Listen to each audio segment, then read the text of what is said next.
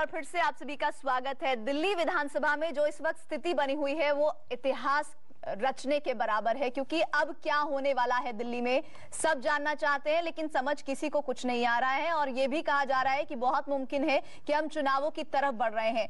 खास मेहमान हमारे साथ जुड़ गए हैं, परिचय आपका करा देते हैं। सुधांशु मित्तल जी जुड़ गए हैं बीजेपी से हमारे साथ ही साथ कुंदन है जो कि कॉन्स्टिट्यूशनल क्लब से जुड़े हुए हैं, जहां पर आपकी मीटिंग चल रही है तमाम एमएलए के साथ, पार्टी पदाधिकारियों की। राजीव रंजन भी जुड़े हुए हैं, हमारे वरिष्ठ सहयोगी, उनसे भी हम बातचीत करेंगे। और स्टूडियो में राजीव त्यागी हमारे साथ हैं। आप सभी का बहुत बहुत स्वागत है।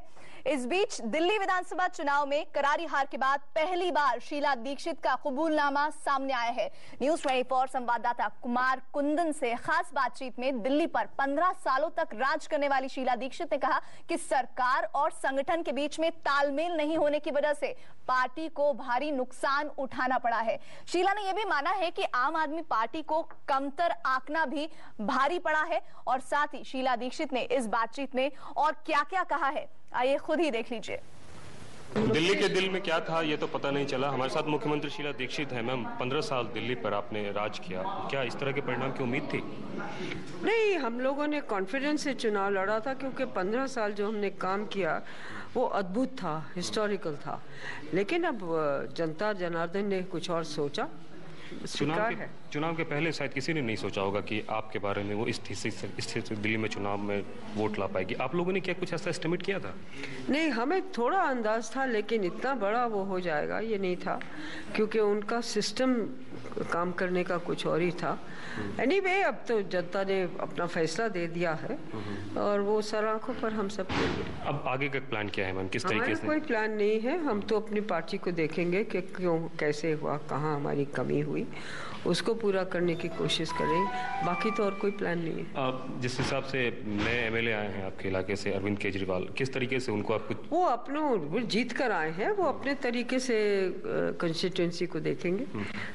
पार्टी से मैम आपको लगता है कि सहयोग की अपेक्षा शायद कुछ और ज्यादा सहयोग होता तो और नहीं, शायद तालमेल में हमारी जरूर कमी रही। जिस तरह से एक्टिवली एक दूसरे के साथ हमें काम करना चाहिए वो हम उसको नहीं कर पाए, और वो एक नुकसान हुआ उससे।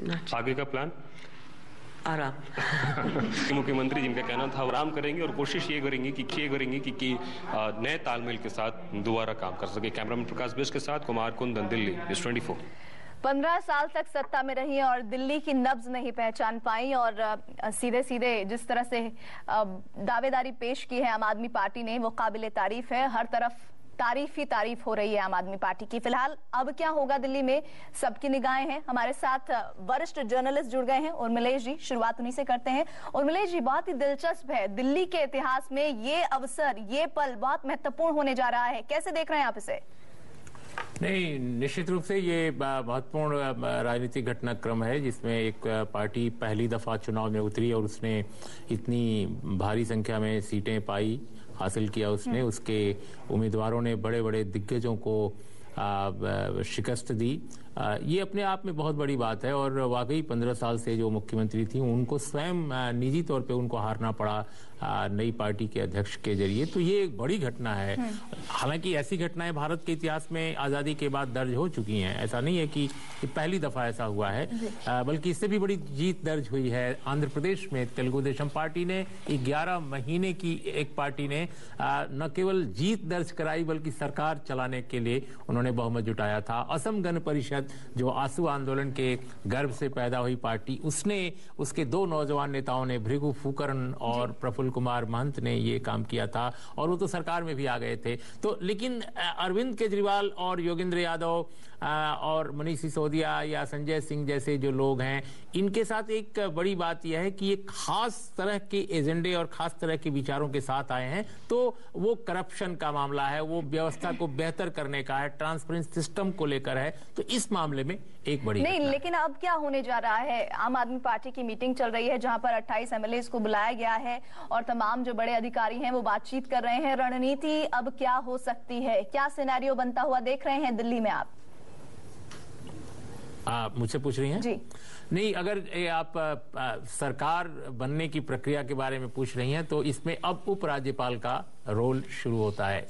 अगर भारतीय जनता पार्टी जो सिंगल लार्जेस्ट पार्टी है चुनाव के बाद, अगर वो स्वयं दावा पेश नहीं करती है सरकार बनाने का, तो उपराज्यपाल का कार्यालय चाहेगा तो वो सबको आमंत्रण दे सकता है बारी बारी से, और ऐसा भारत के संविधान की जो मूल भावना है सरकार गठन की प्रक्रिया को लेकर, उसकी रोशनी में ऐसा हो सकता है। उपराज्यपाल पहले सिंगल लार्जेस्ट पार्टी को बुलाएंगे, अगर वो तैयार होते हैं सरकार बनाने के लिए तो वो सरकार बना सकते हैं। अगर वो अपनी कहते हैं कि हम नहीं बना पाएंगे तो वो फिर आजमा सकते हैं उपराज्यपाल, दूसरे किसी सिंगल जो सेकंड लार्जेस्ट पार्टी होगी उसको बुला सकते हैं। फिर वो अगर दूसरा भी नहीं तो तीसरा, इस तरह की प्रक्रिया चलती रही है। हालांकि एक एक चीजों के लिए नियम संविधान में नहीं है, लेकिन संविधान सरकार गठन के बारे में जो बताता है उस प्रक्रिया के सिंगल लार्जेस्ट पार्टी के हमारे साथ सुधांशु मित्तल साहब जुड़े हुए हैं। सुधांशु जी, आप सिंगल लार्जेस्ट पार्टी हैं, कल तक बोल रहे थे कि हम सरकार बनाएंगे, लेकिन जिस तरह का सिनेरियो रहा, आज सुबह से ही आप ही से जुड़े तमाम जो नेता हैं वो ये कह रहे हैं कि हम विपक्ष में बैठना ही, इनफैक्ट हर्षवर्धन जी ने कह दिया कि हम विपक्ष की भूमिका निभाएंगे। फिलहाल क्या स्टैंड है बीजेपी का? ऐसा है, जब तक कि सारे परिणाम नहीं आए थे तब तक भाजपा को ये उम्मीद थी कि हम लोग जो है आधे 35-36 तक आ जाएंगे और स्वाभाविक तौर से सरकार बनाएंगे। इसीलिए सारा नेतृत्व जो है सरकार बनाने की बात कर रहा था जी। लेकिन जब सारे परिणाम आ गए और देखा कि हमारा जो जनादेश है वो खंडित जनादेश है, वो पूर्णतः हमें सरकार बनाने का जनादेश नहीं मिला है, तो ऐसे में संगठन ने यही निर्णय लिया कि हमें नैतिक पक्ष अपने साथ हमेशा रखना है।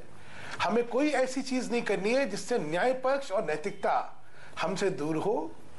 हमें किसी प्रकार का दल बदलू प्रयास नहीं करना चाहिए। हमें किसी तरह का ऐसा कोई गठजोड़ नहीं करना चाहिए जिससे हमारी राजनीति में विश्वसनीयता, ये आदर्श स्थिति की बात तो आप कह रहे हैं, लेकिन बीजेपी के ही कुछ नेता हैं जो पिछले गेट से लगातार आम आदमी पार्टी के नेताओं से संपर्क कर रहे थे। आप भी जानते हैं, हम भी जानते हैं, भले ही आप इस बात को ऑन कैमरा स्वीकार ना करें। ये बिल्कुल गलत। देखिए, एक सेकंड, नहीं, ये बिल्कुल झूठ बात है। मैं इसलिए कह रहा हूँ ये झूठ बात है क्योंकि ये जैसा आम आदमी पार्टी का एक संस्कृति रही है ना कि कुछ भी झूठे इल्जाम लगा दो और उसके बाद जो है उसके बारे में प्रमाण करने की जरूरत नहीं है, और वो इल्जाम जो है मीडिया उठाएगा और उसको बार बार जो है चलाता रहेगा। ऐसा नहीं है जी। पिछले एक डिबेट में जब ये कुमार विश्वास ने कहा तो मैंने उस समय उनको इसका चुनौती दी। मैंने कहा अगर आपके पास ये प्रमाण है कि हमारे बड़े नेताओं ने किसी ने ये कोशिश करी है तो जनता के सामने दिखाइए। बोले नहीं, पहले आपके राष्ट्र अध्यक्ष जो है वो वचन दे कि वो उसके खिलाफ कार्रवाई करेंगे। मैंने कमाल है, जब आपके खिलाफ स्टिंग हुआ था जी, आपको शायद जानकारी होगी, किरण बेदी ने आज ये कहा है कि मैं मध्यस्थता की भूमिका निभाने को तैयार हूं। बीजेपी और आम आदमी पार्टी में तो बिना किसी मशवरे के बीजेपी के कम से कम ऐसा नहीं करने जा रही है, और हम भी जानते हैं कि किरण बेदी की विचारधारा क्या है। मैं आपके पास आऊंगी, राजीव त्यागी हमारे साथ जुड़े हुए हैं। राजीव जी, फिलहाल ये भी जानकारी आ रही है कि आम आदमी पार्टी को कांग्रेस ने भी सपोर्ट की पेशकश की है। इस पर हम चाहेंगे कि आप न्यूज़ 24 पर साफ लफ्जों में कहें कांग्रेस का क्या स्टैंड है मौजूदा स्थिति में। ये मेरी जानकारी पे ऑफिशियली मैं कह सकता हूँ इस बात को कि ऐसी कोई बात नहीं है, और कांग्रेस को विपक्ष में बैठने का निर्णय मिला है जनता की तरफ से, और हम उसको विपक्ष में जब भी ये भारतीय जनता पार्टी सरकार बनाए या आम आदमी पार्टी सरकार बनाए तो हम लोग तो विपक्ष में बैठ करके रचनात्मक विपक्ष की भूमिका निभाने के लिए तैयार हैं। हम लोग बाग बिल्कुल भी इसमें बहुत जल्दबाजी करके किसी को भी आम आदमी पार्टी को हम कैसे सपोर्ट कर देंगे। कारण ये है ना कि देखिए ऐसा ना, आम आदमी पार्टी अब शुरू से कहती है कि हमारा बीजेपी और कांग्रेस से झगड़ा है, तो ये थोड़ी है कि चुनाव के बाद झगड़ा खत्म हो जाएगा। उर्मिला जी, ये जो बात राजीव त्यागी जी कह रहे हैं कि जब हमारा सैद्धांतिक झगड़ा है तो हम कैसे एक लाइन पर आ सकते हैं, लेकिन जोड़ तोड़ की राजनीति तो हम देखते आए हैं, ये कोई नई परंपरा, नया चलन तो है नहीं। देखिए, जो लोकतांत्रिक जो ढांचा होता है काम काज करने का, उसमें चुनाव के बाद अगर क्लियर मैंडेट नहीं मिलता है, किसी को बहुमत नहीं मिलता है, तो ये केवल जोड़ तोड़ का तकाजा नहीं है। जोड़ तोड़ बड़ा भारतीय राजनीति में गंदा शब्द हो गया है क्योंकि इसके अर्थ निकाले जाते हैं दल बदल, तोड़ फोड़, पैसा रुपया देना वगैरह वगैरह। लेकिन एजेंडा, इश्यूज, मुद्दों के आधार पर भी यूनिटी बना करके, एक यूनाइटेड मैप तैयार करके कि भाई ये काम काज ऐसे किया जाएगा, कॉमन मिनिमम प्रोग्राम बनाकर भी सरकारों के चलाने का दुनिया भर में बाकायदा इतिहास है। और यूरोप में, लैटिन अमेरिका में, ऑस्ट्रेलिया में इवन पिछली बार जूलिया गिलार्ड की भी सरकार, बहुत सारी सरकारें जो हैं इस तरह की गठबंधन की रही हैं, मिलीजुली सरकारें रही हैं, कई बार छोटे ग्रुप्स रहे हैं। कॉमन मिनिमम प्रोग्राम को लेकर भी आज दिन में खबरें आई थी, उसको भी खारिज किया है आदमी पार्टी ने। मैं थोड़ा सा कंक्लूड कर लूं। देखिए, मैं ये कह रहा हूं कि अगर आपकी असहमति राजनीतिक कारणों से है, वैचारिक कारणों से है, लेकिन मुद्दों पर अगर बात बनती है, आप अपने विचारधारा के स्तर पर, अपनी राजनीति के स्तर पर डिफर कर सकते हैं। आप उसको थोड़े देर के लिए अलग रखिए और सरकार चलाने के लिए, शासन चलाने के लिए, गवर्नेंस के लिए एक कॉमन ग्राउंड खोज लीजिए। ऐसा हो सकता है, लेकिन आप पार्टी के साथ इस बार शायद ऐसा नहीं होगा, क्योंकि उनका साफ कहना था, चुनाव से पहले कहना था कि हम कांग्रेस बीजेपी के साथ बिल्कुल नहीं जाएंगे। उर्मिलेश जी, हमारे साथ राजीव रंजन हमारे सहयोगी बने हुए हैं, जो कि इस वक्त उस जगह पर मौजूद है जहां पर मीटिंग चल रही है आम आदमी पार्टी की। वहां से सुधांशु जी, एक बार आऊंगी मैं आपके पास, 1 मिनट, मैं राजीव के पास जाना चाहती हूँ। राजीव, फिलहाल वहां से क्या खबरें आ रही हैं? कॉमन मिनिमम प्रोग्राम को लेकर उर्मिलेश जी बातें कर रहे हैं, लेकिन आम आदमी पार्टी का क्लियर स्टैंड है। फिलहाल क्या जानकारी आप तक पहुंच रही है?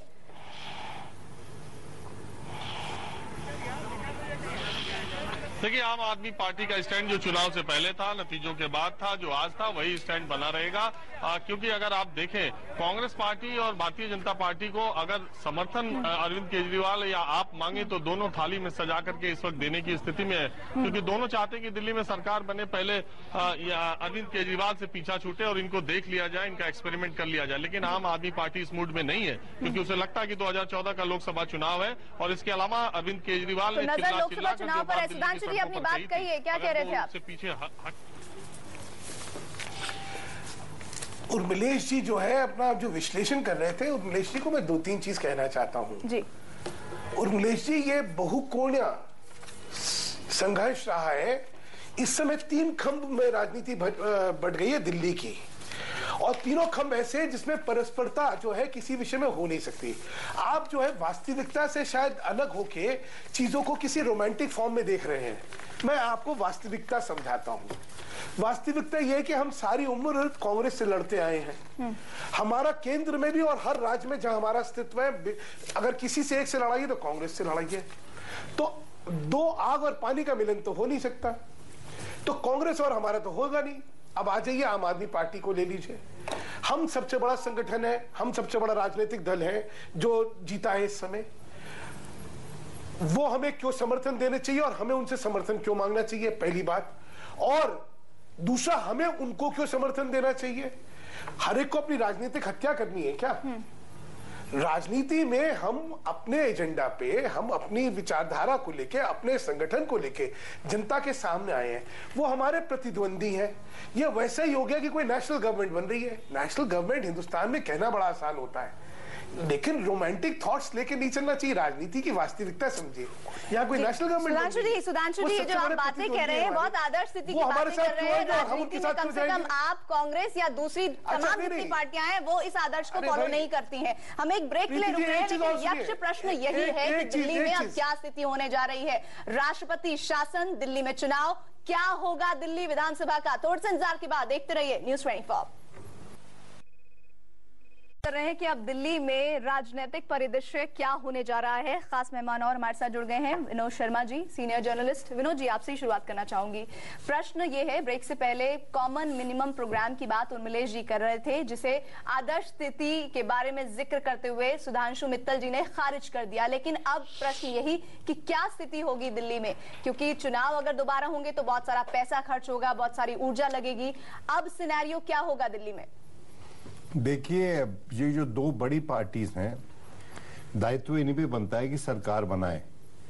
सबसे पहले दायित्व बनता है बीजेपी पे। अगर लेफ्टिनेंट गवर्नर उनको इनवाइट करते हैं तो मैं समझता हूं कि बीजेपी को इनविटेशन ऑफर करना, एक्सेप्ट करना चाहिए, और ये देखना चाहिए कि सदन में कौन उनकी सरकार गिराने का दुस्साहस करता है। क्योंकि इमीडिएट इलेक्शन के बाद कोई भी पार्टी अगर सरकार को गिराती है तो मैं समझता हूं उसका मैसेज जनता में ठीक नहीं जाता है। बीजेपी का अपना आकलन हो सकता है, लेकिन ये बात भी सच है कि और जगह जहां त्रिशंकु हाउसेस थे वहां पर कुछ जुगाड़ कर कुछ तोड़ जोड़ कर सरकारें बनी। कर्नाटक में ऑपरेशन कमल बहुत प्रसिद्ध हुआ, उसके चलते सरकार बनी। लेकिन अब चूंकि 2014 का चुनाव नजदीक है और कोई भी पार्टी, खासकर बीजेपी और आम आदमी पार्टी तो अभी नई है, वो ऐसा कोई जोखिम नहीं उठाना चाहते जिसके चलते उनकी छवि पे कोई दाग लगे। लेकिन सरकार तो देनी है। अगर ये सरकार, ये जो सरकार देने की बात सुधांशु मित्तल जी यहाँ हैंड रेस कर रहे हैं। सुधांशु जी कहिए, आपको न्योता मिला है, मौका क्यों चूक रहे हैं? न्योता नहीं मिला, अभी मिलेगा। ऐसा है, देखिए विनोद जी की हमारे बड़े अच्छे दोस्त हैं और बड़ा इज्जत करता हूं मैं इनकी। विनोद जी, आपका हाइपोथेसिस में एक सपोजिशन ये है कि लेफ्टिनेंट गवर्नर हमसे ये कह रहे हैं कि आइए सरकार बनाइए, आपको मैं शपथ दिला रहा हूं। वो स्थिति बिल्कुल ही अलग है, लेकिन ऐसा कुछ नहीं होने वाला है। लेफ्टिनेंट गवर्नर हमसे ये पूछने वाले हैं कि आप ये बताइए कि आप अगर सरकार बनाएंगे तो कैसे बनाएंगे। नंबर कितने? अच्छा, बनाने के लिए आपको समर्थन की चिट्ठी देनी है। हमारे पास तो 36 जनों की समर्थन की चिट्ठी होने वाली नहीं है, तो क्या कहेंगे हम लोग? देखिए ऐसा है, इसमें जो है, मैं फिर जो कह रहा हूं जी, देखिए सुधांशु जी, अभी तो लेफ्टिनेंट गवर्नर ने आपको बुलाया नहीं है, और अगर आपको बुलाते हैं तो आपसे क्या कहते हैं उस पर तो अभी अटकलें लगाना मैं समझता हूं उचित नहीं है। हमारे देश ने बहुत सी माइनॉरिटी गवर्नमेंट्स देखी कह रहा हूं मैं कि इसलिए माइनॉरिटी गवर्नमेंट्स हमने देखी हैं और वो चली भी है। हम लोग आपने लेफ्ट के साथ मिलकर वीपी सिंह की माइनॉरिटी गवर्नमेंट चलाई। सपोजिशंस कर रहे हैं। नहीं, मैं सपोजिशन नहीं कर रहा हूं। देखिए पॉलिटिकल हम लोग जो सपोजिशंस कर रहे हैं, देखिए मेरा क्या कहना है, इस बात के जो आप चीज कह रहे हैं पहले पॉलिटिकल इंजेन्युटी दिखानी पड़ती है ना। पॉलिटिकल इंजेन्युटी पॉलिटिकल क्राइसिस में दिखानी पड़ती है। बड़ी पार्टीज को सरकार देने के लिए किसने दिखानी पड़ती है? ऐसी क्या बात है? अगर जनादेश जो है खंडित है, विरोध, देखिए अगर आपको शामिल जनादेश खंडित है तो खंडित जनादेश को आपको डिफीट करना है क्या? सुधांशु जी, विनोद जी सिर्फ ये कह रहे हैं कि लेफ्टिनेंट गवर्नर जब आपको प्रस्ताव देंगे तो आप जाएं और मौका मिलेगा तो उसको स्वीकार करिए। और अभी आपकी सरकार कोई नहीं गिराएगा, स्थिति बनी हुई है। मेरा ये मानना है कि आम आदमी पार्टी आपके खिलाफ नो कॉन्फिडेंस में वोट नहीं करेगी। आपके स्थिति होगी ये लेफ्टिनेंट गवर्नर जब आपको न्योता देंगे तब स्थिति ज्यादा स्पष्ट हो पाएगी। बहरहाल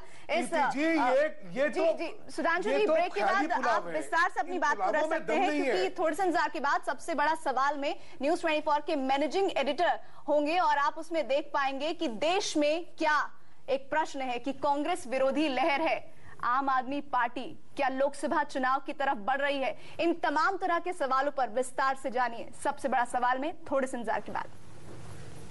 न्यूज 24, मैं हूं अजीत अंजुम। एक तरफ 135 साल पुरानी पार्टी जिसने देश पर 57 साल तक राज किया, दूसरी तरफ एक ऐसी पार्टी जो 1 साल पहले अन्ना आंदोलन के गर्भ से पैदा हुई।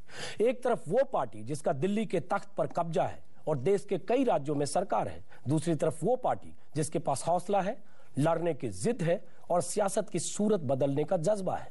एक तरफ वो पार्टी जिसके पास संगठन है, अरबों का फंड है, बड़े बड़े सूरमा है और कई राज्यों में सरकार है। दूसरी तरफ वो पार्टी जिसके पास हजारों नए युवा वॉलंटियर्स हैं, आम आदमी का साथ है, जनता के पैसे से चुनाव लड़ने का संकल्प है। आप समझ गए होंगे हम बात कर रहे हैं कांग्रेस और आम आदमी पार्टी की। आज ये तुलना इसलिए जरूरी है क्योंकि कल ही दिल्ली के नतीजों ने यह साबित कर दिया है कि 1 साल पुरानी केजरीवाल की पार्टी भी 15 साल तक दिल्ली में राज करने वाली कांग्रेस को हाशिए पर धकेल सकती है। दिल्ली के चुनाव में जो हुआ वो तो आपने देखा ही, बाकी राज्यों में भी कांग्रेस मुंह दिखाने लायक नहीं रही।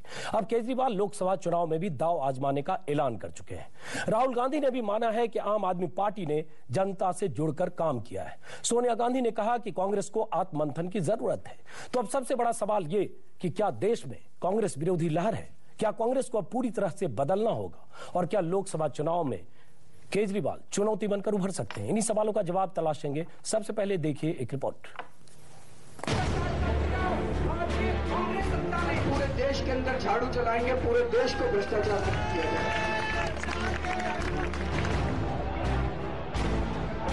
दिल्ली में धमाकेदार विजय और राजनीति में नया इतिहास रचने के बाद आम आदमी पार्टी के अगुआ अरविंद केजरीवाल जब देश के सामने आए तो थके मांदे चेहरे पर जीत की मुस्कान थी। धुरंधरों को पछाड़कर सियासी किला जीतने का सुकून था और अपनी जिद पर गर्व का एहसास था। ये केजरीवाल की जिद ही थी कि 125 साल पुरानी कांग्रेस का 15 साल से अभेद्य किला देश की राजधानी में ही ध्वस्त हो गया और 6 महीने बाद हिंदुस्तान पर राज करने के बीजेपी के दावे दिल्ली की जनता की अदालत में खारिज हो गए। राजनीति में नए नए उभरे झाड़ूवाद ने कई सत्ताधीशों को पानी मांगने पर मजबूर कर दिया। भले ही केजरीवाल सत्ता पाने से चूक गए, लेकिन महज 1 साल के भीतर आम आदमी पार्टी इतनी ताकतवर बन गई कि आज सियासी पंडित इस ताकत पर रिसर्च करने में जुट गए। ऐसी पार्टी जिसकी आंधी में बड़े बड़े तुर्रम खान चारों खाने चित हो गए। ऐसी पार्टी जिसने दिल्ली में 70 में से 69 नए उम्मीदवार खड़े किए, 30% से ज्यादा वोट हासिल किए, 28 सीटों पर जीत दर्ज कर कांग्रेस को घुटनों के बल ला दिया। 1 साल के भीतर ऐसा चमत्कार कर दिखाया कि कांग्रेस हाशिए पर चली गई। ये उस केजरीवाल का कमाल है जिन्हें तमाम सियासत के दिग्गजों ने खारिज किया, अपने सामने खड़े होने लायक तक नहीं समझा। उसी केजरीवाल का कद दिल्ली में आज इतना बड़ा हो गया कि बड़े से बड़े धुरंधर बौने दिखने लगे। वो पार्टी जिसका न तो कोई राजनीतिक इतिहास है, न तो इसके पीछे पूंजीपति घराने हैं, वो पार्टी जिसके पीछे न तो दशकों पुराने संगठन का बना बनाया ढांचा है, न ही गुप्त और खुले रूप से अरबों रुपए के दान दाताओं का साथ है, वो पार्टी जिसके पास न तो मजे मजाए और धुरंधर राजनीतिक चेहरे हैं। 1 साल के भीतर पैदा हुई इस नौजवान पार्टी के पास अगर कुछ है तो हौसला, राजनीतिक सूरत बदलने की जिद, युवा वॉलंटियर्स की फौज और देश भर से अपनी नौकरियां छोड़कर सियासत की जमीन पर अपनी पौध उगाने का जज्बा लिए सैकड़ों हजारों नौजवानों का साथ। जोश से लबरेज इस युवा ताकत के अगुआ बने अरविंद केजरीवाल, वही केजरीवाल जो पार्टी बनाने के दिन से ही सीना ठोक कर कहते रहे कि दिल्ली तो वही जीतेंगे। केजरीवाल ने जो कहा वो करके दिखा दिया। सवाल ये कि क्या केजरीवाल लोकसभा चुनाव में भी चुनौती बन सकते हैं?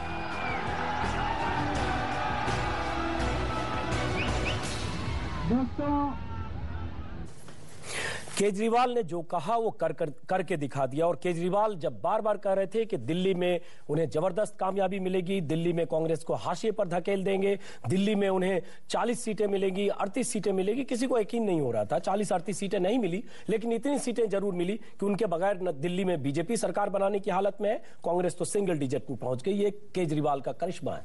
साथ में कांग्रेस के लिए सख्त संदेश भी है। दिल्ली में कांग्रेस हाशिए पर पहुंची, बाकी राज्यों में कांग्रेस का क्या हाल है आपने देखा। राजस्थान में 60 साल में कांग्रेस का इतना खराब प्रदर्शन कभी नहीं रहा। मध्य प्रदेश में कांग्रेस हाशिए पर तब जब बड़े बड़े नेताओं को उतारा गया, युवा नेतृत्व, युवा चेहरा ज्योतिरादित्य। छत्तीसगढ़ में कांग्रेस इस बार भी सरकार नहीं बना पाई।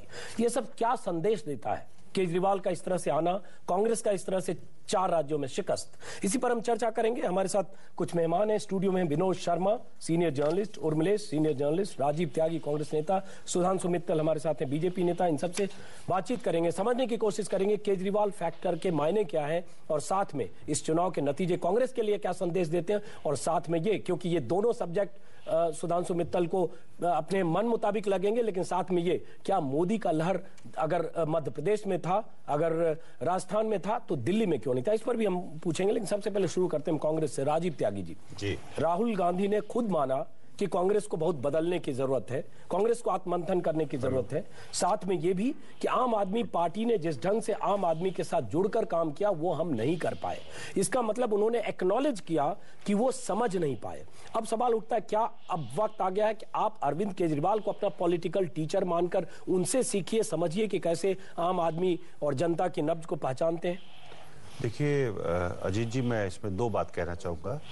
पहली बात तो मैं ये कहना चाहूँगा कि हम लोग बाग निश्चित रूप से कांग्रेस पार्टी के बारे में कहना चाहूँगा। कांग्रेस पार्टी हर नए परिवेश में ढलने के लिए तैयार रहती है और ढलना जानती है कि हम लोग बाग कैसे नई नीतियाँ, नए कार्यक्रम ला करके अपने आप को और संतुलित बना करके किस तरह से जनता के बीच में जाएं, जिससे कि जनता हमें दोबारा से चुन करके अपने राज में हमको भेजे और हम लोग बाग अपनी नीतियों का कार्यान्वयन कर सके। नंबर 1।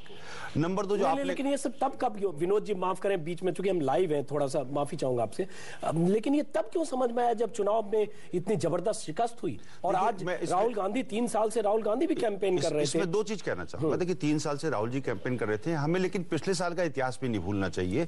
पिछले साल हम लोगों ने 4 राज्यों में जीत प्राप्त की थी। कर्नाटक हम जीते थे, हिमाचल हम जीते थे, उत्तराखंड हम जीते थे, मेघालय हम जीते थे। 4 राज्य हमने पिछले साल जीते थे। तो 4 राज्य हमारी नीतियां वही थी, आज भी हमारी नीतियां वही हैं। लेकिन जो आपने कहा कि केजरीवाल से सीखना पड़ेगा या किससे सीखना पड़ेगा, प्रजातंत्र में जनतंत्र में आपको एक आम आदमी से सीखने में भी कोई गुरेज नहीं करना चाहिए। नहीं, और उस आम आदमी को उस केजरीवाल को, जिसे आप लोग किसी ढंग से एक्नॉलेज नहीं कर रहे थे, उस केजरीवाल ने जो हाल आपका दिल्ली में बनाया, बाकी राज्य में बीजेपी के सामने जो बाकी राज्यों में हालत आपकी हुई, बाकी राज्यों में राजस्थान को अगर आप छोड़ दें, राजस्थान में 93 से लेके आज तक एक बार बीजेपी, एक बार हम रहे हैं, लेकिन 56 से नीचे सीटें नहीं मिली। इस बार आपको बीजेपी को 33 सीटें मिली 98 में। आप फिर ये कहकर आप खुश हो लीजिए, लेकिन खुश नहीं हो रहे, मैं बता रहा हूं। अगर आंकड़े आप पोस्ट कर रहे हैं तो मुझे बताने पड़ेंगे। हार में भी अगर आप एक तरह का जीत देखते हैं, क्योंकि बीजेपी को कभी इतनी देखिए, हम हारे हैं, हम लोग बाग इसको स्वीकार करते हैं। जनमत का जो फैसला है उसको हमारे सरमा थे और हम लोग बाग उसकी तैयारी करेंगे आगे। क्या मान न लिया जाए कि कांग्रेस के खिलाफ लोगों में जबरदस्त गुस्सा है? क्योंकि राजस्थान में कांग्रेस की सरकार थी, चलिए एक मान सकते हैं एंटी इनकम्बेंसी थी। मध्य प्रदेश में 10 साल से बीजेपी की सरकार थी, छत्तीसगढ़ में बीजेपी की सरकार थी। वहां भी अगर कांग्रेस को रिजेक्ट किया, इसका मतलब केंद्र की जो सरकार है उसकी नीतियां, महंगाई, करप्शन, तमाम उसका खामियाजा भी वहां कांग्रेस को राज्य में भुगतना पड़ा। इसका असर हम आने वाले चुनाव में देखते हैं या नहीं? कांग्रेस के लिए सख्त संदेश है या नहीं जनता की तरफ से? नहीं, देखिए विडंबना यह है कि आजकल जो सत्ताधारी पार्टियां होती हैं, चाहे प्रदेशों में हो चाहे केंद्र में हो, ज्यादातर पार्टियों के नेता जो हैं वो सड़क पे नहीं जाते, गली में तो बिल्कुल ही नहीं जाते, लोगों के घरों में झोपड़ियों में तो बिल्कुल उनको जाना ही दुष्कर हो जाता है, शायद सफोकेशन होते हैं। तो ऐसे दौर में जब राजनीति जनता से कट गई है, जब राजनेता जो हैं सत्ता की राजनीति करने वाले वो बिल्कुल परवाह नहीं करते किसी की, और इस कदर धन दौलत से लेकर और बहुत सारी चीजों का वर्चस्व बढ़ा है, जिस तरह कारपोरेटाइजेशन राजनीति का भी हुआ है, ऐसे दौर में अगर लोग, जैसे अभी कल मैंने सुना लोगों ने कहा महंगाई शायद बड़ा एक फैक्टर था हमारी चुनावी हार का, कांग्रेस के बड़े नेता ने कहा। क्या कांग्रेस के बड़े नेताओं को इस बात का एहसास पिछले 7 महीने 8 महीने से नहीं था कि महंगाई जो है वो लोगों को बदस्तूर, वो बेहद परेशान हो रहे हैं उससे? क्या इस बात का एहसास केवल हारने के बाद हुआ? अब वो कह रहे हैं कि हम बदलेंगे। अरे ये तो शब्द हैं केवल, इन शब्दों के पीछे कोई अगर अर्थ है और इनकी कोई अर्थवत्ता है तो वो क्या है? कोई एहसास के स्तर पर, अनुभव के स्तर पर, एक्सपेरिमेंट के स्तर पर समझने को दिखाई देता है। कहीं तो दे। जब तक झटका नहीं लगता है तब तक वो आत्ममंथन की बात, आप कहिएगा अपनी बात, आत्ममंथन की बात नहीं करते। विनोद शर्मा जी, कांग्रेस के लिए ये चुनाव के नतीजे जिस ढंग से राज्यों में हुआ, जिस ढंग से दिल्ली में हुआ, इतनी पुरानी पार्टी, इतना सब कुछ कांग्रेस का इतिहास है, और उसके बाद एक नया आदमी दिल्ली में आया और उसने अपने हजारों वॉलंटियर्स के बूते दिल्ली में शीला दीक्षित को कहां भेज दिया आपने देखा। 25,000 से शीला दीक्षित को शिकस्त दी, कई मंत्री हार गए सब आप पार्टी के सामने, और राज्यों में जो कुछ हुआ वो हुआ। ये क्या संकेत और संदेश है कांग्रेस के लिए? देखिए, संदेश तो बड़ा संगीन है उनके लिए कि शेप अप और शेप आउट 2014 का चुनाव होने वाला है, और मैं समझता हूं कि जहां जहां कांग्रेस हारी है, जैसे कि शीला दीक्षित मिसाल के तौर पे 25,000 से शीला दीक्षित का हार जाना, वो 25,000 से इसलिए हारी है कि वो 25 साल की एंटी इनकम्बेंसी फेस कर रही थी, 10-15 तो अपनी और 10 मनमोहन सिंह की, तो ये कंबाइंड एंटी इनकम्बेंसी वो फेस कर रही थी। उसी तरह से राजस्थान में गहलोत जो थे वो 5 साल से सत्ता में थे, लेकिन उनको 15 साल की एंटी इनकम्बेंसी। इसको थोड़ा हम आगे बढ़कर अगर सोचें, राजस्थान मध्य प्रदेश से लगा, ये चुनाव के नतीजे कांग्रेस के लिए बहुत ऐसा संदेश नहीं देते कि आपको बदलना होगा। देखिए, एंटी कांग्रेस वोट है, सिर्फ मध्य प्रदेश को छोड़ के, सिर्फ मध्य प्रदेश में जो जीता है शिवराज सिंह चौहान, वो पॉजिटिव वोट पे जीता है। हर जगह जो बीजेपी जीती है या बीजेपी ने कांग्रेस को मार्जिनलाइज किया है, वो एंटी कांग्रेस वोट पे मार्जिनलाइज किया है। और मैं समझता हूं कि मैं समझता हूं कि ये बहुत बड़ा संदेश है कांग्रेस पार्टी के लिए और साथ साथ बीजेपी के लिए भी, कि बीजेपी मतलब कमाल है ये तो। अरे कमाल क्या है, आपको कमाल क्यों लग रहा है इसमें? आप कह रहे हैं कि प्रो कांग्रेस वोट पे जीते आप। राजस्थान पॉजिटिव वोट नहीं है। नहीं, राजस्थान वो नेगेटिव वोट है। 162 सीटें 200 में से आती हैं। अब वो एंटी कांग्रेस की वोटें कितनी थी? लेकिन उससे 98 में हो चुका है वो कार्य जो आपने हमारे साथ इस बार किया। ये एंटी कांग्रेस, देखो सुधांशु मेरी बात सुन लो, देखो I hope you agree with me, मतलब सुन तो लीजिए विनोद जी, ये तर्क है, आपको वक्त मिलेगा ना, सुन लो। राजस्थान में अकेला ऐसा प्रदेश है जहां पर मोदी फैक्टर मुझे कामयाब होता हुआ नजर आया, क्योंकि गहलोत जो था व्यक्तिगत तौर पे उसके खिलाफ आक्रोश नहीं था। हम कांग्रेस की बात शिवराज के, गहलोत की बात कर रहे हैं। हाँ। शिवराज उसके खिलाफ व्यक्तिगत तौर पे आक्रोश नहीं था, जैसे शिवराज के खिलाफ व्यक्तिगत तौर पे आक्रोश नहीं था, लेकिन लोकल एंटी इनकम्बेंसी थी। वो गहलोत इसलिए हारा कि उसने मुआवजा दिया उन सब गलतियों का जो केंद्र ने की, और इसलिए आपको एंटी कांग्रेस वोट। चलिए, लेकिन हम इसको राष्ट्रीय फलक पर ले जाएं। अगर लोकसभा चुनाव आने वाले हैं, अगले 5 महीने में लोकसभा चुनाव होना है, क्या ये मैसेज इस तरह से नहीं है कि कांग्रेस ने अगर अपने को पूरी तरह नहीं बदला, लेकिन अगर बदला तो क्या बदलेगी कांग्रेस? सोनिया गांधी ने भी कल कहा हम वक्त आने पर प्रधानमंत्री पद के उम्मीदवार की घोषणा करेंगे, 5 महीने बाद चुनाव है। और उसके बाद राहुल गांधी ने कहा हम इतना बदलेंगे कि आपको गर्व होगा, और कांग्रेस इस तरह के झटकों से निकलती है। राहुल गांधी ने यह भी कहा कि हमने जो इस बार नतीजे आए हैं उसको दिमाग से नहीं, दिल से संदेश को पढ़ा है। तो दिमाग से, दिल से ये सब बातें कहना, ये इससे क्या कांग्रेस अगले 4 महीने में मेरा ये मानना है कि जैसे कि सोना आग में तप के चमकता है, उसी तरह से कोई भी नेता विपक्ष में बैठ के चमकता है। और राजीव गांधी का अगर मैं आपको मिसाल दूं, तो लोग ये मानते थे कि राजीव गांधी को अगर दोबारा चांस मिलता तो वो कहीं बेहतर प्राइम मिनिस्टर होते। तो विपक्ष में एक टर्म करना कोई बुरी बात नहीं है, और कांग्रेस अगर अपने आप को अभी नहीं बदल पाती तो आने वाले 5 वर्ष में बदले। लेकिन अगले सवाल ये उठता है कि अगले 4 महीने में कांग्रेस 5 महीने क्या बदल लेगी कि कांग्रेस के खिलाफ इतना गुस्सा है लोगों में, जिस वजह से कांग्रेस को रिजेक्ट किया लोगों ने, वो कांग्रेस कामयाब होगी। सुधांशु मित्तल, आप कुछ कहना चाह रहे हैं? हालांकि हम कांग्रेस की बात कर रहे हैं, लेकिन विनोद शर्मा ने भी कुछ बातें कही, उसका आप जवाब दीजिए, उसके बाद कांग्रेस नेता से बात करेंगे। सुधांशु मित्तल। अजीत जी, पहले तो मुझे लग रहा है कि हम लोग ये जनादेश जो है उसको उसके सही परिप्रेक्ष्य में देख नहीं रहे हैं। 590 सीटें इन 4 प्रदेशों में थी। इन 590 सीटों में कांग्रेस को मिलती है 126, हमें मिलती है 408, और फिर भी मोदी का जादू नहीं है, टीम भाजपा का जादू नहीं है।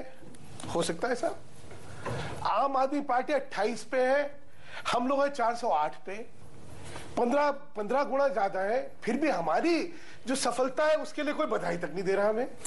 लेकिन चूंकि आज हम कांग्रेस पर बात कर रहे हैं, आपकी सफलता पर कोई बधाई कैसे नहीं देगा? आपने जबरदस्त कामयाबी हासिल की। क्योंकि हम कांग्रेस पर बात कर रहे हैं, इसलिए हमने कांग्रेस से जुड़ा हुआ सवाल पूछा कि कांग्रेस को बदलने की जरूरत है। विनोद शर्मा ने जो बात कही कि बीजेपी को भी दिल्ली में एक नई पार्टी, जो पार्टी अभी 1 साल पहले बनी, उस पार्टी ने भी बीजेपी का रास्ता दिल्ली में रोक दिया। और बीजेपी, आप देखिए, आप बिल्कुल सत्ता के दरवाजे पर खड़े हैं, 4 विधायकों की कमी से आप अटके हैं दरवाजे के बाहर। नहीं, इनका वोट परसेंटेज गिरा है बीजेपी, और वोट परसेंटेज में गिरा, और जहां मोदी ने कैंपेन किया वहां ये सीटें हारे हैं, और वोट परसेंटेज भी गिरा है। और 33% अगर आपका वोट है तो 30% रोहिणी में आप जीत गए, रोहिणी में आपको आम आदमी पार्टी ने हरा दिया। मतलब कितना कुतर्क हो सकता है इस सारे वक्तव्य में, उसकी मैं कल्पना नहीं कर। मेरे को 2 मिनट अगर अजीत जी दे दे तो मैं कुछ चीजों को स्पष्ट कर दूं, कांग्रेस के परिप्रेक्ष्य में भी और भाजपा और मोदी के भी परिप्रेक्ष्य में। लेकिन 2 मिनट सुनने का जरा सा आप सबसे कहूंगा संयम रखें। पहले चालू करते हैं कि 3 जगह मोदी जी 4 जगह गए और वहां मोदी पर बात अभी नहीं कर रहे। चलिए हम थोड़ा विषय से विषयांतर हो गया, दिल्ली की बात कर रहे हैं कि एक नए आदमी ने, एक नई पार्टी के बारे में अपने वॉलंटियर के बूते किस तरह से दिल्ली में बीजेपी के सामने इतनी बड़ी चुनौती दी। कांग्रेस तो जहां गई बीजेपी के सामने 30% वोट के साथ खड़ी हो गई। आपके और बीजेपी के बीच, आपके और केजरीवाल के बीच बहुत कम का फासला है। वो भी अगर आपने विजय गोयल को ना हटाया होता तो पता चलता कि उनको 5-7 सीटें हो सकता है ज्यादा मिलती आपकी। तमाम तरह के सर्जिकल ऑपरेशन के बाद चुनाव के दिन फुल पेज मोदी की छाया में हर्षवर्धन के तस्वीर के बाद आप सत्ता तक नहीं पहुंच पाए। केजरीवाल ने आपका रास्ता रोक लिया। अजीत जी, कोई जरा रास्ता रोक ले, इसके मतलब क्या कि वो विजित हो गया क्या? हम सबसे ज्यादा सीटें लेके आए हैं, 32 सीटें हमारी आई हैं, वो 28 सीट वाले लोग हैं, और उसके बाद जो है वो बड़े हो गए, हम छोटे हो गए। ये भी कमाल हो रहा है। नहीं, लेकिन असल सवाल जो आपके इस डिस्कशन के शीर्षक में है, टॉपिक में है कि भाई क्या कांग्रेस विरोधी है। मुझे लगता है कि इसको सुधांशु मित्तल समझने की कोशिश कर रहे हैं कि वाकई ये कांग्रेस के खिलाफ लोगों का गुस्सा था, जिसने कि उनको भी फायदा पहुंचाया, लेकिन आप पार्टी को पहली बार उतरी, उसने बीजेपी का वाकई रास्ता भी रोका, अपनी सफलता दर्ज की। और जहां तक शिवराज सिंह चौहान का प्रश्न है, रमन सिंह का प्रश्न है, वसुंधरा जी का प्रश्न है, देखिए उनकी अपनी अपनी भी कामयाबी थी। और अगर मैं कल से भी कह रहा हूं लगातार, हमें बोलने तो दीजिए, ये कौन सा तरीका है? अगर मोदी का मैं तो पहली बार देख रहा हूं कि आप बोलने ही नहीं दे रहे कोई हम लोग। लेकिन इस चुनाव को मोदी लहर कहना बिल्कुल गलत होगा। ये कांग्रेस विरोधी लहर है और ये महंगाई के खिलाफ जराक्रोश है। चलिए देखिए, मैं जवाब देना चाहूंगा। राजीव त्यागी, सुधांशु मित्तल जी 4 राज्यों में नहीं 5 राज्यों में चुनाव हुआ, और 5 राज्यों में 630 विधानसभा सीट हैं टोटल। देश में 4120 विधानसभा सीट है, 630 विधानसभा में चुनाव हुआ। और आज भी कांग्रेस पार्टी 12 राज्यों में चीफ मिनिस्टर लेकर के 12 राज्यों में राज कर रही है। ऐसा नहीं राजीव जी, ये सब मत ये जो चुनाव है, ये चुनाव कहीं भी दे रहे हैं कि कांग्रेस पार्टी के पूरा ही मूड खराब हो गया लोगों का। लेकिन एक आंकड़ा जो सुधांशु मित्तल ने दिया, जो नरेंद्र मोदी ने कल ट्वीट किया था कि 589 सीट्स पर वोटिंग हुई, 408 बीजेपी को मिली, 70% लगभग 20% आपको सीटें मिली। ये तो तथ्य है कि कांग्रेस को रिजेक्ट किया, कांग्रेस को रिजेक्ट किया। 5 राज्यों में चुनाव हुआ। अब सवाल उठता है कांग्रेस क्या बदलेगी? चुनाव हुआ राजीव जी, पूरे देश में चुनाव नहीं हुआ। देखिए कांग्रेस अभी वेंटिलेटर पे चली गई है छत्तीसगढ़ में। मैं नहीं मानता हूं, लेकिन मैं इसका एक उदाहरण दे सकता हूं। आप दिल्ली में देखिए, मैं एक उदाहरण दे सकता हूं। दिल्ली में इतना प्रदर्शन, मैं ये मानता हूं कि लोगों ने हमें चेताया है कि हम लोग बहुत अच्छी नीति लेकर के, अच्छी चीजें लेकर के, अच्छे कार्यक्रम लेकर के आए, जिससे कि लोग बाग हमें फिर दोबारा 2014 में 4-5 महीने हैं दिल्ली में बिल्कुल लेकर के आएंगे। कांग्रेस के पास अजीत जी बहुत सारे शॉक ऑब्जर्वर्स हैं, जिसकी वजह से कांग्रेस जानती है कि इन चीजों से कैसे निकलना है बाहर। एक मिनट, कांग्रेस जानती है। अगर कांग्रेस जानती है तो राहुल गांधी ने कैंपेन किया उत्तर प्रदेश चुनाव के पहले, और लगातार हमने देखा तस्वीरों में किसी गरीब की झोपड़ी में रात बिताते हुए, भट्टा परसौल में, अलीगढ़ में, कानपुर में, राजस्थान के कई जगह। लेकिन उन तमाम प्रचारों के बाद राहुल गांधी जी ने जहां चुनाव प्रचार किया वहां हम हार गए, उसकी बात कर रहे हैं आप। कर्नाटक की बात नहीं करेंगे। भट्टा पार्सल से नया किसानों का बिल आया, उचित मुआवजे का अधिकार आया, यूपी चुनाव के नतीजे आपके लिए बहुत खराब थे, शर्मनाक। बिल्कुल निश्चित रूप से मैं मानता हूं यूपी और बिहार राजनीति की वो प्रयोगशाला है जिसमें कि जातीय विद्वेष और धार्मिक विद्वेष आज भी कायम है, और कांग्रेस पार्टी ने कभी नहीं किया। लगता है कि इनमें एरोगेंस है, अभी भी समझने को अपनी कमियां प्रयास। मैं एक चीज कहना चाहूंगा, सुन लीजिए। 5 महीने में विनोद शर्मा जी ये क्या करेंगे कि यूपीए 2 की सरकार तीसरी बार आ जाए और यूपीए 3 हो जाए? देखिए, बात यह है कि कांग्रेस ने जो मेजर गलतियां की है उसको रिपेयर करने में बहुत समय लगेगा। कम से कम मैं समझता हूं इनको 2-3 साल की जरूरत है। सबसे पहले तो यह है कि जो इनके सिपा सलाहत प्रांतों में हैं उनको पर्याप्त रूप से साधन दें, पावर्स दें और प्रोग्राम बनाने का हक दें, क्योंकि वही लोग जानते हैं कि जमीन पे क्या हो रहा है। कांग्रेस की सबसे बड़ी शॉर्टकमिंग पता है क्या है? कि कांग्रेस के पास पढ़े लिखे ग्लैमरस ग्लिटजी लोग हैं, लेकिन उनके पास 24/7 पॉलिटिशियंस नहीं है जो जमीन पे जाके लड़ाई कर सके। 24/7 पॉलिटिशियन है भी तो दिल्ली में। और देखिए, और दिल्ली में और ऐसे लोग हैं, पॉलिटिशियन होंगे, ऐसे लोग हैं जो शीर्ष पे हैं, ज्यादातर ऐसे लोग हैं, उनमें कुछ एक्सेप्शंस भी हैं, ऐसे लोग हैं जो नहीं, सर, लेकिन राज्यों में कांग्रेस के पुराने 40 साल 35 साल पुराने लीडर्स हैं। देखिए कहां है, उनको कहां प्राथमिकता दी जा रही है। मैं ये कह रहा हूं कि जो अग्रणीय पंक्ति में बैठे हैं उन लोगों के पास ड्रिबलिंग तो अच्छी करते हैं, फिनिशिंग पावर नहीं है, क्योंकि पॉलिटिक्स उनका ब्रेड एंड बटर नहीं है। सर 206 सीटें कांग्रेस की जीत कर आई तो एमपी है ना, कहीं न कहीं केंद्र की नीतियां और जो सेंट्रल लीडरशिप की जो पॉलिसी है और करप्शन और मेरे को कहने दीजिए, मैं आपकी पार्टी का बेटर आंकलन कर सकता हूं। देखिए, आप एक बात समझने की कोशिश कीजिए कि 10 साल से ये पार्टी पावर में है और इसको रिन्यूड मैंडेट मिला 2009 में। तो इसने पहले अपने कार्यकाल में तो अच्छा काम किया, लेकिन दूसरे कार्यकाल में जो कुछ किया उसने पहले कार्यकाल की उपलब्धियों को न्यूट्रलाइज कर दिया। अब वो कैसे हुआ?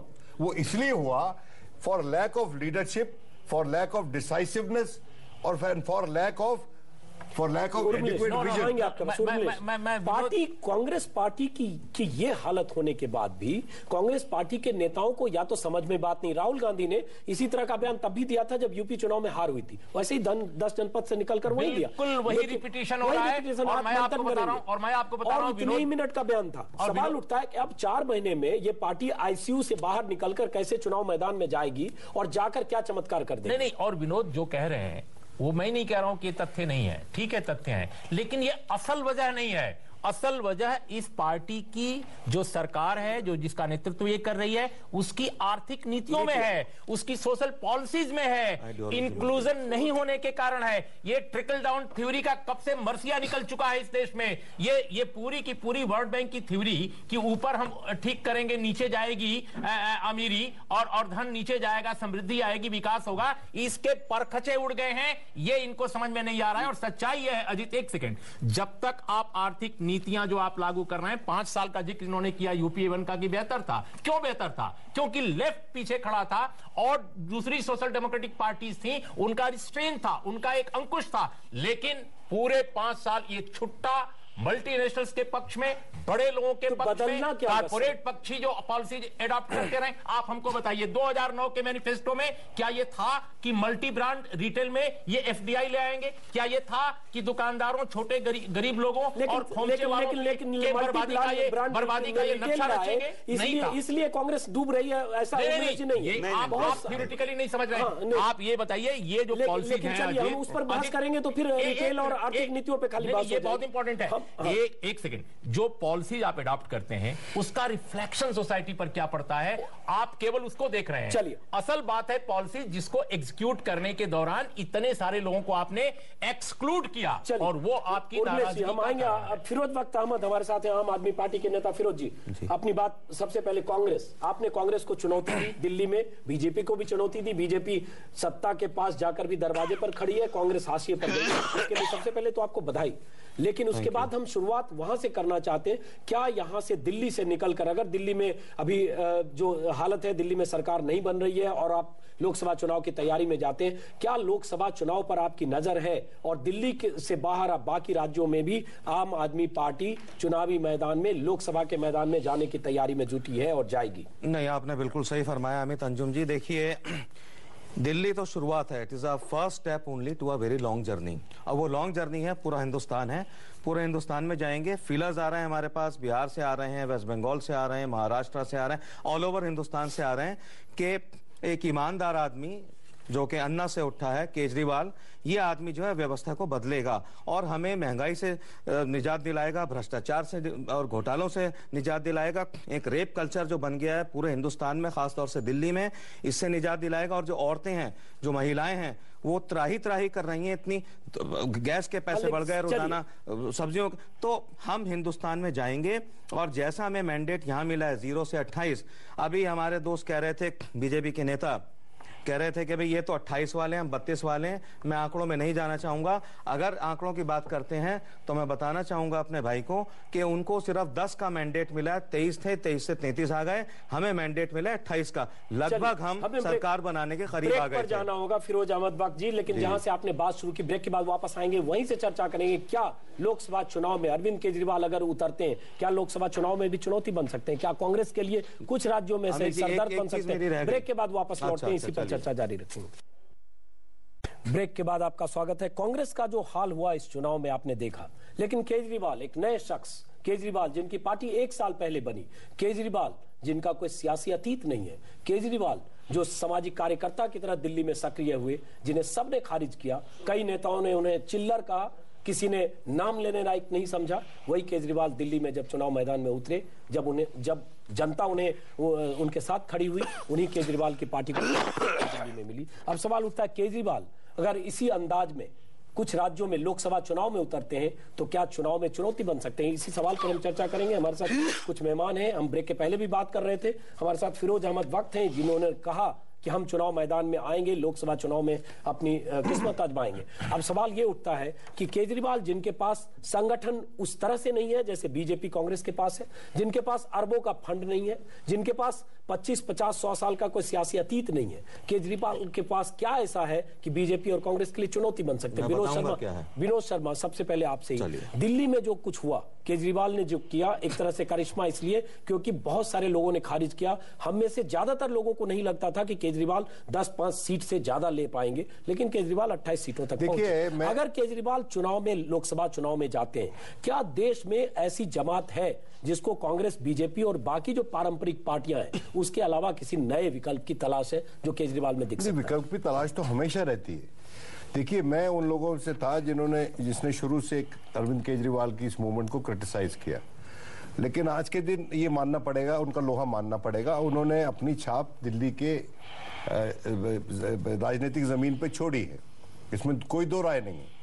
लेकिन मेरा एक सवाल है इनसे, जैसे ये दिल्ली के मैदान में उतरे और हंग असेंबली है, अगर कल को ये पार्लियामेंट के मैदान में उतरते हैं और हंग पार्लियामेंट होती है, तो भाई वहां पर तो गवर्नर रूल का कोई प्रावधान नहीं है। और अगर वहां भी आपकी ऐसी पोजीशन रही जो यहां पर है, देखिए आप सही चैलेंज फ्रैक्चर्ड पॉलिटी का नहीं ले रहे। अगर लेकिन एक मिनट, अगर एक छत्र सरकार दिल्ली में कांग्रेस की होती या बीजेपी की होती तो आपको मुद्दे नहीं मिलते जिन मुद्दों को आपने एक्सप्लॉइट किया है।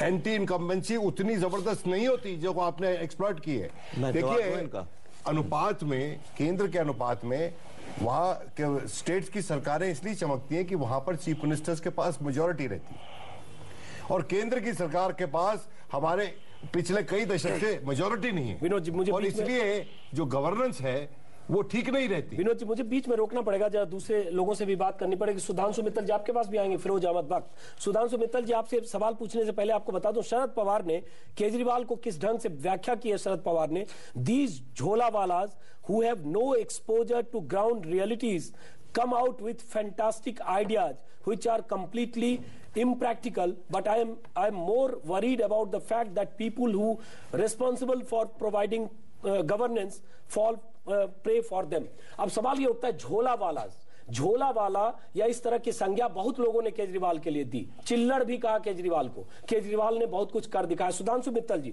दिल्ली में केजरीवाल का जो प्रदर्शन है, मैं सिर्फ सवाल ये पूछता हूं, बहुत सारे राज्यों में जहां कोई विकल्प नहीं है, नई पार्टी नहीं है, पुरानी पार्टी है, यूपी में 4 पार्टी है, बीजेपी है, कांग्रेस है, बीएसपी है और समाजवादी पार्टी है, बिहार में भी जनता दल, कांग्रेस और आरजेडी है।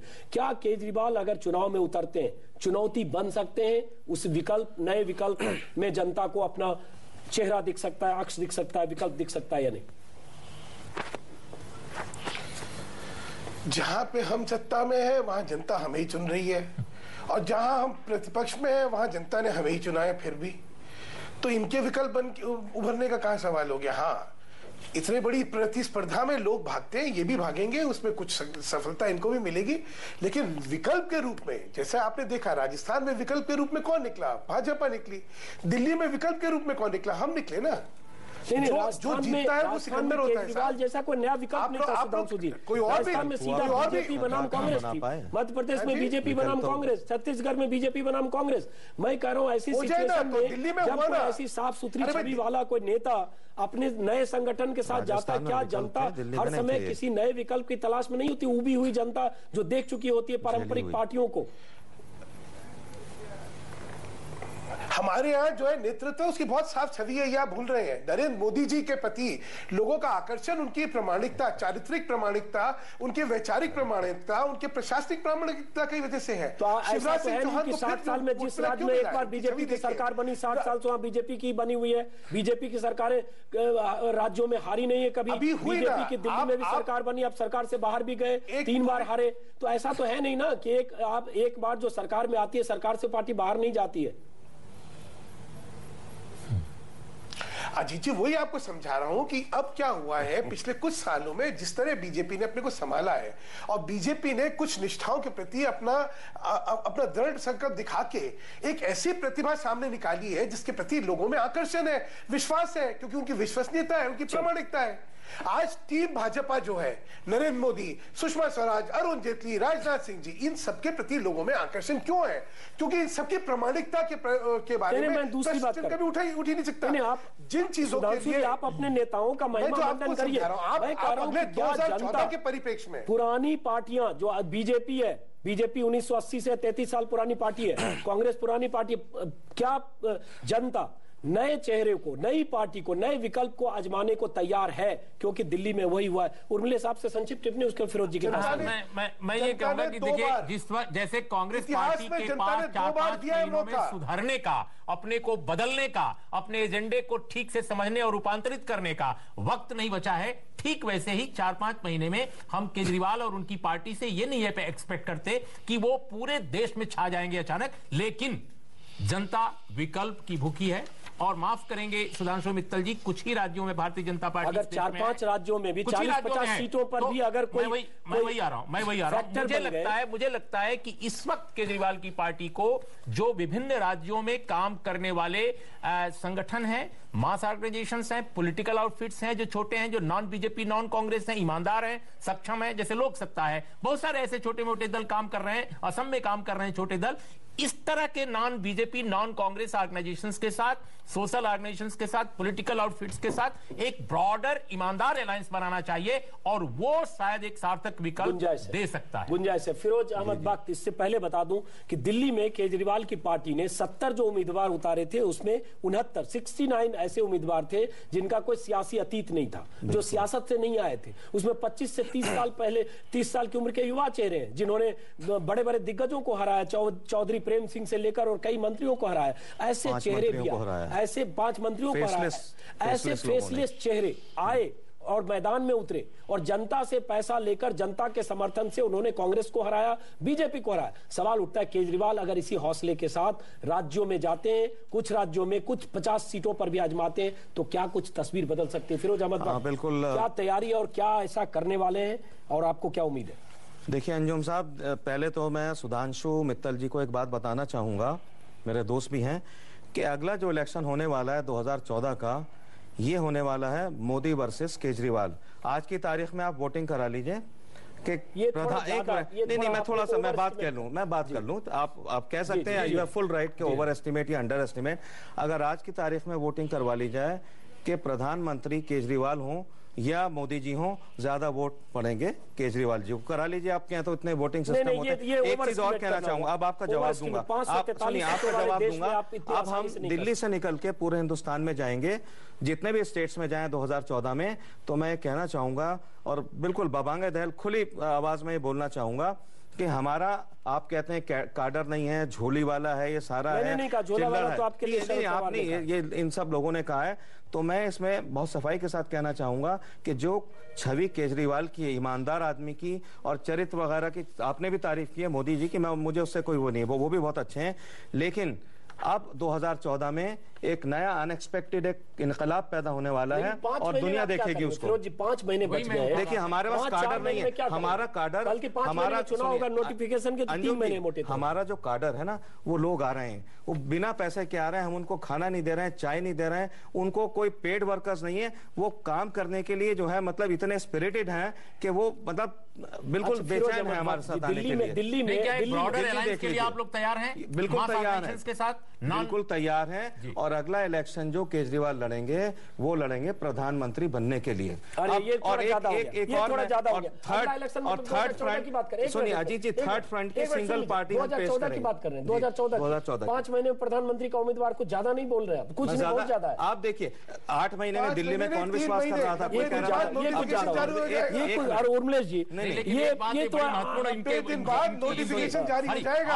आपकी बात में जो आखिरी लाइन थी, वो मुझे बड़ी दिलचस्प लग रही है। ये कह रहे हैं कि थर्ड फ्रंट के प्रधानमंत्री पद के उम्मीदवार हो सकते हैं वो। अगर थर्ड फ्रंट होंगे, नहीं सुनिए, 10 पार्टी वाला नहीं, वो जो थर्ड फ्रंट परंपरागत थर्ड फ्रंट 20 साल से वो नहीं, ये अच्छा फलानी पार्टियां ये सिंगल पार्टी की नहीं। अभी सुन लीजिए, आप ठीक कह रहे हैं, हो सकता है ये हो जाए, मैं आपकी बात से एग्री करता हूं, लेकिन आप तो फिर कहेंगे कि भाई हमारे पास संपूर्ण बहुमत नहीं है तो हम तो सरकार नहीं बनाएंगे, आप त्रिशंकु कर देंगे पार्लियामेंट को। देखिए आप तो केओस की रेसिपी दिल्ली लेके आए। ऐसा नहीं है। देखिए सुनिए, देखिए जहां पर पॉलिटी फ्रैक्चर्ड है वहां पर इंजेन्युटी दिखानी चाहिए।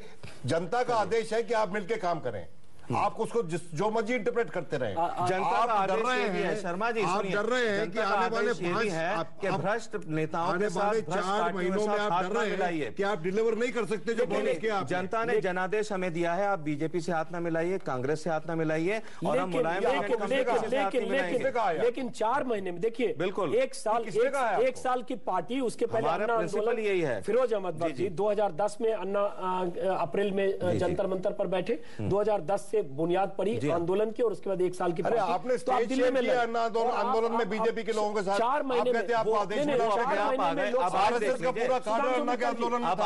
आज सुधांशु मित्तल जी, कांग्रेस ने भी पता नहीं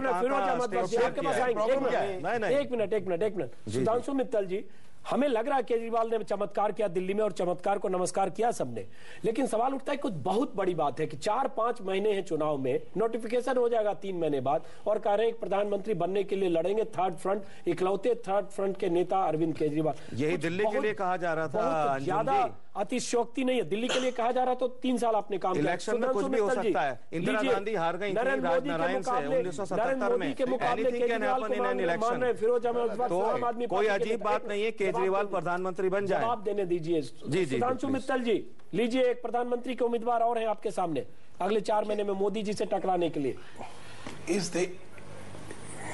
इस देश में प्रधानमंत्री पद की प्रतिस्पर्धा में हर व्यक्ति को यह स्वप्न लेने का हक है कि वो उस पद के लिए उपयुक्त भी है और वो उस पर विराजमान होगा। ये ले, उसमें मेरा इनसे क्या मतभेद है, लेकिन राजनीतिक वास्तविकताएं शायद मेरे को जितनी पता उतनी आप सबको जो है यहाँ बैठे हुए हैं, क्योंकि सबकी परिपक्वता के बारे में मुझे कोई संशय नहीं है। ये बयान कितने वास्तविक है या कितने इनमें अतिशोक्तियां हैं वो आप सब जानते हैं। मैं सिर्फ ये कहना चाहता हूं कि देश अगर किसी को देख रहा है तो नरेंद्र मोदी और उनकी टीम बीजेपी जिसको हम लोग कहते हैं पूरा, उसकी ओर देख रहा है।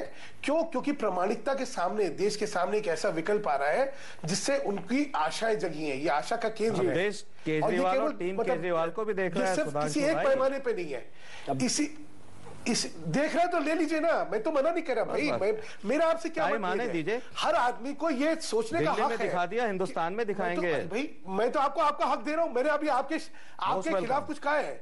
मैं तो कह रहा हूं आपको पूरा हक है कि ये सोचे कि आप क्या 572 क्या, आप तो 600 सीट जीते हैं, उसमें क्या दिक्कत है? सुधांशु मित्तल जी, आलोक शर्मा कांग्रेस नेता, 1 मिनट आलोक जी, इसमें तो अभी तक हम मान रहे थे कि आपके लिए कुछ चुनौती 25-50 सीटों पर बनेंगे, लेकिन ये तो कह रहे हैं सीधे प्रधानमंत्री केजरीवाल के बनने वाले हैं। पार्टी आपकी 4 राज्यों में जो हाल हुआ वो आपने देखा। राहुल गांधी ने कहा हम पुनर्विचार करेंगे, पार्टी के लिए आत्ममंथन करेंगे। कांग्रेस की हालत पतली और ऊपर से केजरीवाल की चुनौती, कैसे रहेंगे आप? मोदी एक पहले से टक्कर दे रहे, हर जगह ललकार रहे राहुल गांधी को और पार्टी को। नहीं, ऐसा कुछ नहीं है। देखिए, दिल्ली के हालात पूरी तरह से भिन्न थे। यहाँ पर एंटी इनकम्पेंसी के साथ साथ बहुत से मुद्दे भी यहाँ पर छाए हुए थे। राज्यों की तर्क दे के पार्टी को डुबा दीजिएगा आप लोग। दिल्ली के हालात भिन्न थे तो मध्य प्रदेश के भी भिन्न थे। नहीं सर, फिर राजस्थान के भी भिन्न थे, सब जगह 2/3 बहुमत, सब जगह भिन्न थे। आप ही अभिन्न अभी तक है कांग्रेस में। नहीं, ऐसा नहीं है। देखिए, राज्यों के हालात वास्तव में अलग है। दिल्ली से अगर आम आदमी पार्टी दिल्ली में के अंदर कुछ परफॉर्म कर पाई है तो ऐसा नहीं है कि वो किसी भी राष्ट्रीय दल के लिए अब राष्ट्रीय स्तर पर 4 महीने 5 महीने के अंदर चुनौती बनकर खड़ी हो जाएगी। मैं ऐसा बिल्कुल नहीं समझता। चलिए, नहीं समझते। आज ये बताइए फिरोज अहमद वक्ती, दर्शक भी सुन रहे होंगे, आम आदमी पार्टी ने अच्छा परफॉर्म किया, सब सही है, लेकिन कुछ जब बयान देते समय मुझे लगता है जानबूझकर कुछ ऐसी प्रोवोकेटिव बात करते हैं जिस पर बहस हो। मुझे लगता है ये जो आप कह रहे हैं कि 5 महीने बाद हम प्रधानमंत्री पद के दावेदार के तौर पर केजरीवाल को देखेंगे, ये सब बोलने से पहले क्या केजरीवाल से सहमति है? केजरीवाल की यही लाइन है या हर इंडिविजुअल की अपनी लाइन है? अपनी तरफ से आप बोल रहे हैं, हम माने कि जो आप बोल रहे हैं पार्टी की लाइन है, केजरीवाल से इंडोर्स है।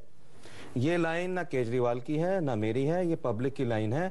और इसका डिसीजन बहुत पहले मतलब पब्लिक ने कर दिया था, जब हमारी मीटिंग्स जंतर मंतर पे होती देश थी। की जनता ने जनमत संग्रह करके आपको बता दिया। जो भी पब्लिक थी, मतलब ये व्यू आ रहा था कि दिल्ली से शुरुआत करेंगे, शुरुआत हमारी हो गई है क्योंकि every journey begins with first step. First step हो गया है, अब लॉन्च करेंगे पूरे हिंदुस्तान में। ये क्या बुराई है? मैंने कोई गलत बात तो नहीं कह दी। नहीं, बुराई की बात नहीं है, हम उस महत्वाकांक्षा की बात कर रहे हैं जो बहुत काल्पनिक लग रहा है। काल्पनिक नहीं है, ये भी काल्पनिक। मुझे तो एक हमारे बीजेपी के दोस्त ने कहा था आपका खाता नहीं खुलेगा दिल्ली में। काल्पनिक बात, वो भी तो कल्पना थी ना। 28 आ गई, 30 आ गई। अब यहाँ एक चीज है, अगर केजरीवाल भी कहते थे 47 सीट मिलेगी, कोई यकीन नहीं करता था, और उसके बाद उनको 28 सीटें मिली। तो मुझे लगता है इसलिए बहुत बड़ा टारगेट लेकर चलते हैं। अजय जो ये कह रहे हैं उसकी एक बैकग्राउंड है जो थोड़ी बहुत हमने जानकारी जो पाई। कल आम आदमी पार्टी के एक बड़े नेता बात कर रहे थे एक चैनल पर, मैं वहां मौजूद था, और उनकी सूचना के मुताबिक, और हमारी भी सूचना है उस पार्टी के जो सोर्सेज हैं अंदर, उसके जरिए कि ये लोग 200 डिस्ट्रिक्ट्स में बाकायदा, आई थिंक 200 या 250 डिस्ट्रिक्ट बता रहे हैं आप, इनके 220 यूनिट आपकी काम कर रही है, जिला है। इनका ये कहना है कि हम हर उन राज्यों में काम कर रहे हैं, लेकिन हमने चुनावी माहौल नहीं बनाया। हमने सोचा कि दिल्ली में एक प्रयोग के तौर पे पहले आजमाया जाए, इसके बाद फिर पटना में मैं खुद होके आया हूँ। तो इनका इसका मतलब स्केलेटन, एक ढांचा जो संगठन का है बना हुआ है, लेकिन एक सबसे बड़ी परेशानी यह है कि जो बड़े सूबे हैं जहां सीटें ज्यादा हैं, वहां आपके पास वैसा कोई संगठन नहीं है, क्योंकि वहां कांग्रेस बीजेपी के अलावा दूसरी पार्टियां हो सकती हैं। एक बार संगठन बन जाता है, और विकल्प है एक वहां। हमारा संगठन आम जनता है, दिल्ली में भी कुछ नहीं था। सुधांशु मित्तल जी, लोग जुड़ते गए, कारवां बनता गया, 28 सीटें आ गई। एक चीज तो मानना पड़ेगा, तारीफ करनी पड़ेगी केजरीवाल की, कि बिना उस तरह के परंपरागत संगठन के, बिना उस तरह के कॉर्पोरेट उद्योगपति घरानों की बैकिंग के, बिना अरबों के फंड के, आम जनता के बूते घर घर में जाकर, कुछ तस्वीरें हमने केजरीवाल के देखी, स्टेशन पर मनीष सिसोदिया के साथ लेटे हुए, सोए हुए, एक आम आदमी के वेश में, आम आदमी के बीच चलते हुए। ये सच है कि जिस केजरीवाल को सबने खारिज किया एक साल में, वो केजरीवाल ने करिश्मा दिखाया। लेकिन अब जो दावा कर रहे हैं स्टूडियो में फिरोज अहमद वक्त, आम आदमी पार्टी के नेता, कि अगले लोकसभा चुनाव में प्रधानमंत्री पद के दावेदार के तौर पर केजरीवाल होंगे, एक तीसरे मोर्चे के नेता जो सिंगल मोर्चा होगा। सुधांशु मित्तल जी, मोदी के मुकाबले अब एक नई चुनौती, अभी तक तो राहुल बनाम मोदी, जिसमें आप मान रहे हैं कि आप राहुल के मुकाबले मोदी ज्यादा मजबूत कैंडिडेट है चुनाव में। राहुल गांधी जहां जहां गए, जिन राज्यों में चुनाव हुआ, कांग्रेस की हालत खराब है, लेकिन अब ये नई चुनौती है आपके लिए। एक चीज बतला दूं, आज तक का अगर इतिहास देखें तो 2 संगठन ऐसे हुए हैं जो कि लॉन्च हुए और उन्होंने सक्सेस अपनी करी। एक था एजीपी, एक है तेलुगु देशम जी, एनटीआर का। इन दोनों का राजनीतिक अनुभव नहीं था, लेकिन जैसे हुए वो तेलुगु देशम ही तो हुई जी, एनटीआर वाली। जी बोला, सही बोला आपने। हाँ, तेलुगु देशम, ये दोनों वाली। और क्या, तो ये दोनों जी दोनों राजनीतिक संगठन जो है ये सीधे सत्ता में आए थे, और उसके बाद आज कहां है, किस हाशिए पे, आपको भी पता है, मुझे भी पता है। ये तो एक नया चीज और भी है कि यहाँ तो सीधे सत्ता भी नहीं मिली है, और अगर ये विकल्प बनेंगे, जनता इनको स्वीकारेगी, तो इनको मतलब जनता की राय सर आंखों पर, इनको हमारी तरफ से शुभकामनाएं हैं। और आदमी को सपने देखने का हक है, बिल्कुल जरूर देखने चाहिए, अपनी अपनी उम्मीदें रखनी चाहिए, अपनी अपनी कल्पनाएं को बड़ी करना चाहिए, बड़ा कैनवस पे पेंट करना चाहिए। चलिए, इस कार्यक्रम को हमें खत्म करना पड़ेगा, वक्त की कमी है, 90 दिन के अंदर, 90 दिन के अंदर जो है चुनाव की घोषणा होनी है। सुधांशु मित्तल जी, वक्त की कमी, एक तस्वीर दिखा रहे केजरीवाल के, स्टेशन के बाहर की है, कहीं लेटे हुए केजरीवाल आम आदमी की तरह, बगल में मनीष सिसोदिया है। ऐसी तस्वीरें, इस तरह से केजरीवाल का लोगों के बीच जाना, इस तरह से केजरीवाल का चुनाव लड़ना, जिस केजरीवाल को किसी ने चिल्लर कहा, किसी ने कुछ कहा, किसी ने रिजेक्ट किया, केजरीवाल का नाम लेते ही नेता बिके बीजेपी और कांग्रेस की, उस केजरीवाल ने दिल्ली में तो चमत्कार किया। लेकिन सवाल उठता है, क्या लोकसभा चुनाव में भी चुनौती बनेंगे? 25-50 सीटों पर ही सही, क्या केजरीवाल चुनौती बनेंगे? क्या कांग्रेस के लिए सरदर्द बनेंगे? इन सारे सवालों का जवाब अगले कुछ महीनों में मिलेगा, लोकसभा चुनाव होते होते। और आम आदमी पार्टी की तैयारियों को देखने के बाद इस कार्यक्रम को हम यहीं खत्म करते हैं।